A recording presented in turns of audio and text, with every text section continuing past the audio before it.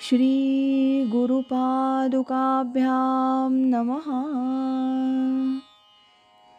परमपूज्य स्वामी प्रज्ञानंद लिखित ओंकार स्वरूपा सद्गुरू समर्था या ग्रंथाचं वाचन आपण ऐकत आहोत. आज ऐकूया या ग्रंथातील प्रकरण 5, स्वामी स्वरूपानंद जीवन तत्वज्ञान याचा भाग 1.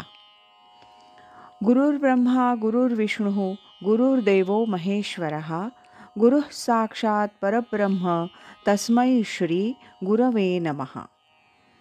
आज परमपूज्य स्वामी स्वरूपानंदांचा जन्मोत्सव आहे.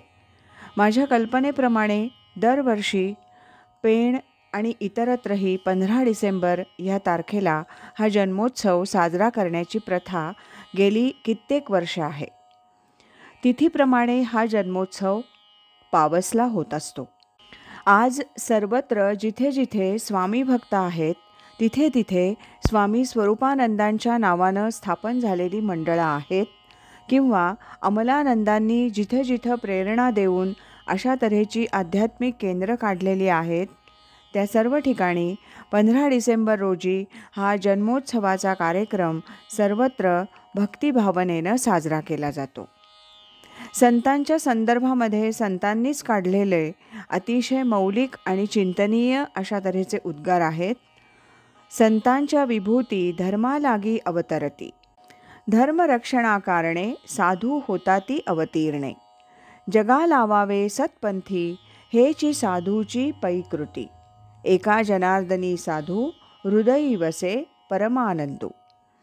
एकनाथ महाराजांनी संतांचं अवतार कार्य काय असतं, ह्या जगामध्ये संत का अवतीर्ण होतात, त्यांच्या येण्याचं प्रयोजन काय, याचं अतिशय सुंदर विवेचन या अभंगामध्ये केलेलं आहे. धर्मसंस्थापना करावी, सगळ्या जगाला सन्मार्गाला लावावं या सदहेतूनं हे संत पुन्हा पुन्हा अवतार घेत राहिलेले असतात. वास्तविक एकदा संतपदाची प्राप्ती झाल्यानंतर त्यांना सर्व तऱ्हेची मुक्ती मिळालेली असते. पण संतांच्या मार्फतच धर्मप्रसाराचं कार्य करावं असा ईश्वरी संकेत असल्याकारणानं पुन्हा पुन्हा या संतांना या पृथ्वीतलावर अवतार घेण्याची आज्ञा ती भगवत सत्ता करत असते. संत हो, तुम्ही यापुढे या युगामध्ये या काळामध्ये खऱ्या धर्माचं स्वरूप, खऱ्या सत्याचं स्वरूप, खऱ्या नीतीचं स्वरूप सगळ्या जगाला समजावून सांगा, म्हणजे जग हे सन्मार्गाला लागेल अशी इच्छा व्यक्त केलेली असते.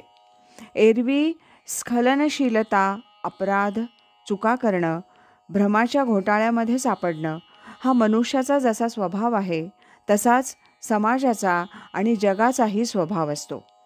जग हे सतत चुकीच्या मार्गानं चाललेलं असतं.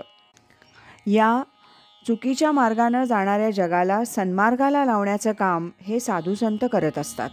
त्यांचे आचार विचार, त्यांची कृती, त्यांची साधना, त्यांची उपासना, त्यांचं मार्गदर्शन हे जगत कल्याणाकरता असतं. अशा संतांचं एकमेव वैशिष्ट्य काही असेल तर त्यांच्या हृदयामध्ये परमानंद कायमचा ओसंडून वाहत राहिलेला असतो. साधू कुणाला म्हणायचं? सुख येवोत दुःख येवोत, अनुकूलता असो प्रतिकूलता असो, त्यांच्या हृदयामध्ये सतत आनंद आणि आनंदच वास करीत राहिलेला असतो तो साधू. स्वामी स्वरूपानंदांच्या जीवनकार्याचा विचार केला असताना संत एकनाथांनी सांगितलेले हे सगळे निकष त्यांच्या जीवनकार्याला लागू पडतात असं आपल्याला पाहायला मिळतं. मी स्वामींच्या जीवनचरित्राचा आणि तत्त्वज्ञानाचा थोडक्यात आढावा तुमच्यासमोर घेणार आहे. संत महात्म्यांच्या जीवनचरित्राचा जर आपण अभ्यास केला तर या संतांच्या जीवनाची 5 वैशिष्ट्य आपल्याला पाहायला मिळतात. योग्य वेळी योग्य काळी आपलं जीवन उद्दिष्ट काय हे त्या संतांना आपोआप कळतं. तुम्हा आम्हा सामान्य लोकांची शोकांतिका असते की आमच्या जीवनाचं उद्दिष्ट काय, प्रयोजन काय, कशासाठी जन्माला आलो, काय केलं असताना खरं समाधान आपल्याला प्राप्त होणार आहे, याचा आयुष्य संपत आलं तरीही आपल्याला पत्ता लागत नाही. पण साधू संत हे जन्माला येता क्षणीच आपल्या जीवनाचं उद्दिष्ट आपल्या जीवनाचं कार्य काय केलं असताना त्या परमसमाधानाची प्राप्ती आपल्याला होईल याचं अचूक उत्तर त्यांना सापडलेलं असतं. त्या दृष्टीनं त्यांनी आपल्या जीवनाचं सगळं नियोजन संयोजन हे योग्य त्या पद्धतीनं केलेलं असतं. नियती त्यांच्या बाबतीत सतत अनुकूल होऊन राहिलेली असते. तुम्हा आम्हा सामान्य लोकांची शोकांतिका ही की नियतीचा आणि आपला सतत संघर्ष चाललेला असतो. बऱ्याच वेळेला आदळआपट होते ती याकरता की आमच्याच नशिबी असं का, आम्ही इतकं चांगलं केलं तरी आमच्याच वाट्याला असं का. याचं कारण हे आहे की नियती आणि तुमचे प्रयत्न यांचा ताळमेळ कधी जमत नाही. अचूक साधना, अचूक प्रयत्न, अचूक दिशा ती सापडावी लागते, तरच जीवनाला पूर्णत्व प्राप्त होतं. आमचं जीवन, आमचा संसार, प्रपंच सतत अपूर्णतेनं भरलेला आहे. जीवनाचं सार काय ते ज्याला कळतं आणि त्या जीवनाचा असणारा खरा आनंद जो उपभोगतो तोच मनुष्य इतरांना मार्गदर्शन करू शकतो. साधू संत स्वतः जीवनामध्ये जन्मा आलो त्याचे फळ झाले साचे, तुम्ही सांभाळिले संती भय निवारिले खंती. धन्य धन्य झालो इच्छा केली ते पावलो, अशा तऱ्हेचे उद्गार काढतात. आज इथेच थांबूया. यानंतरचा भाग आपण नंतर ऐकूया.